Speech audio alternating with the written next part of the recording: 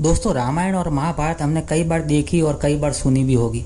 दोस्तों जब बात आती है रामायण और महाभारत में महान धनुर्धरों की तो हमें सबसे पहले अर्जुन याद आता है और उसके बाद एकलव्य का नाम याद आता है और ज़्यादा से ज़्यादा हमें दानवीर कांड का नाम याद आता है और कुछ कुछ जगह पर बर्बरी का भी वर्णन किया गया है। लेकिन दोस्तों क्या आप जानते थे कि रामायण और महाभारत दोनों को मिला के सबसे बड़ा धनुर्धर भगवान श्री राम थे।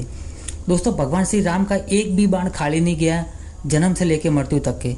दोस्तों भगवान श्री राम के पास दिव्य अस्त्र शस्त्र थे और उनके पास शब्द भेदी बाण थे। साधारण भाषा में कहा जाए तो आजकल की टारगेटेड मिसाइल है जो अपना लक्ष्य को भेद कर ही वापस आती है, और गाइडेड मिसाइल है जो दिशा बताने के बाद वह उसका पीछा करती है और उसी के पीछे पीछे जाती है।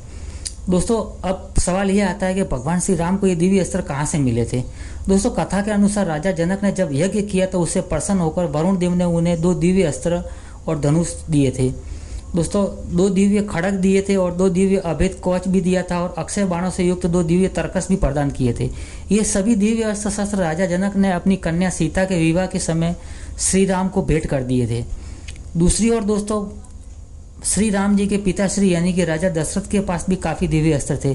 दोस्तों कहानी में एक जगह जिक्र मिलता है कि जब राजा दशरथ जब शिकार करने के लिए निकलते हैं तब श्रवण कुमार के ऊपर एक शब्द भेदी बाण चलाते हैं। वह सोचते हैं कि यहाँ कोई जानवर पानी पी रहा है, उसके भ्रम में वह बाण चला देते हैं और वह बाण आवाज़ को पीछा करते हुए जाता है और आखिर में श्रवण कुमार को लग जाता है।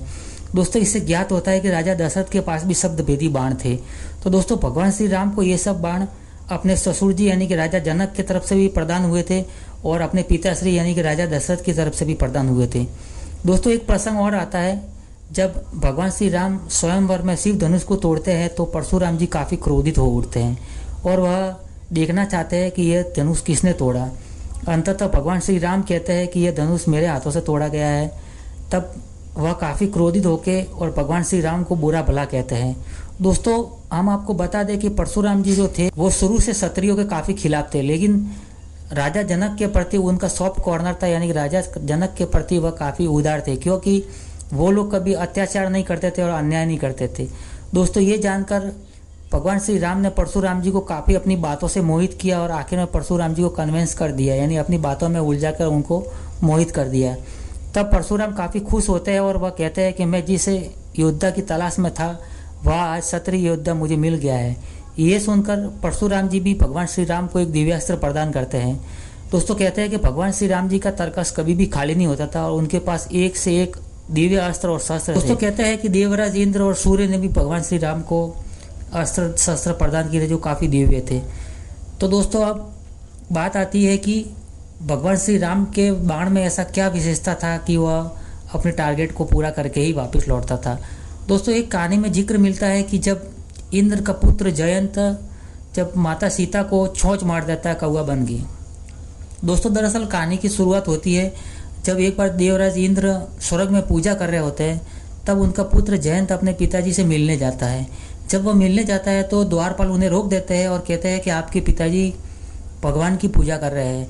यह सुनकर उसका पुत्र जयंत काफ़ी जिज्ञासावश पूछ बैठता है अपने पिताजी से और कहता है कि पिताजी दरअसल आप किसकी पूजा कर रहे थे। तब देवराज इंद्र कहते हैं कि मैं राम की पूजा कर रहा था। जब इंद्र का पुत्र सोचता है कि दुनिया के सबसे बड़े भगवान तो मेरे पिताजी है, कुछ स्वर्ग के राजा इंद्र है, वो भी राम की पूजा करता है, तो राम में इतना क्या है।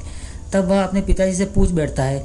तब भगवान इंद्र कहते हैं कि राम कुछ अपने बादलों को हटाने के बाद बताते हैं कि देखो धरती पे वो जो बैठा है वो राम है। अर्थात उस समय भगवान श्री राम वनवास में होते हैं और इंद्र उन्हें वनवास के दौरान अपने पुत्र को राम की छवि दिखाते हैं, जहाँ भगवान श्री राम सीता माता के साथ बैठे हुए सीता माता का सर अपनी गोदी में लिए हुए हैं और सरकंडे से उनके ऊपर कुछ आकृतियाँ बना रहे थे, जैसा कि आजकल जो लोग मेहंदी वगैरह की डिज़ाइन करते हैं उसी प्रकार से ठीक रहा होगा। तो दोस्तों जब जयंत ये सब चीज़ देखता है कि एक वनवासी की पूजा हमारे पिताजी कर रहे हैं, तब जयंत अपने पिताजी से कहता है कि इससे ज़्यादा ताकतवर तो मैं हूँ। अतः जयंत को मन में एक मजाक सूझता है और वह जाके भगवान श्री राम से चैलेंज ले बैठता है और जब वह कौवे का रूप धारण करके जाता है और माता सीता को चोंच मार देता है। दोस्तों आपकी और हमारी अगर बीवी को कोई गलत नजर से देख भी ले तो हमारा पारा गर्म हो जाता है। तो दोस्तों वो तो ठहरे त्रिलोकी के नाथ भगवान श्री राम कैसे सहन कर सकते थे। उन्होंने अपना सरकंडा उठाया और चढ़ाया बाण और मार दिया जयंत के पीछे। अब बाण पीछे पीछे और जयंत आगे आगे। तीनों लोकों में घूमने के बाद जब वह इंद्र के पास गया तो इंद्र ने बोला इसका उपाय मेरे पास नहीं है, भगवान श्री राम का बाण है, उन्हीं से वही बचा सकते हैं। तब वह जाके ब्रह्मा जी के पास गया तो ब्रह्मा जी भी निरुत्तर थे। उन्होंने भी यही कह दिया कि इस बाण का तोड़ हमारे पास नहीं है, जिसने चलाया उसी के पास जाके ये बाण रोक सकता है, क्योंकि ये टारगेटेड बाण है जो अपने लक्ष्य को भेद कर ही वापिस आता है। अंत में थक हार कर जब जयंत भगवान श्री राम के चरण में जाता है और भगवान श्री राम को काफ़ी विनती करता है तो भगवान श्री राम उन्हें माफ़ कर देते हैं। लेकिन भगवान श्री राम खुद कहते हैं कि मेरे द्वारा चलाया गया बाण अपने लक्ष्य को भेद के ही आता है, अर्थात आपको शरीर का एक अंग तो गंवाना पड़ेगा।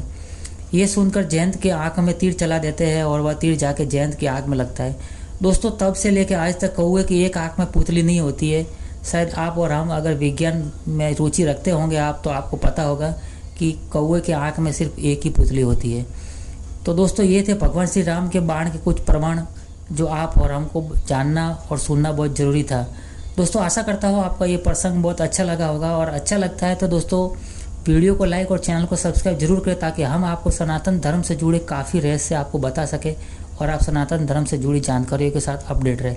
चलिए दोस्तों मिलते हैं एक और नए एपिसोड में, तब तक अपना ख्याल रखना। जय श्री राम।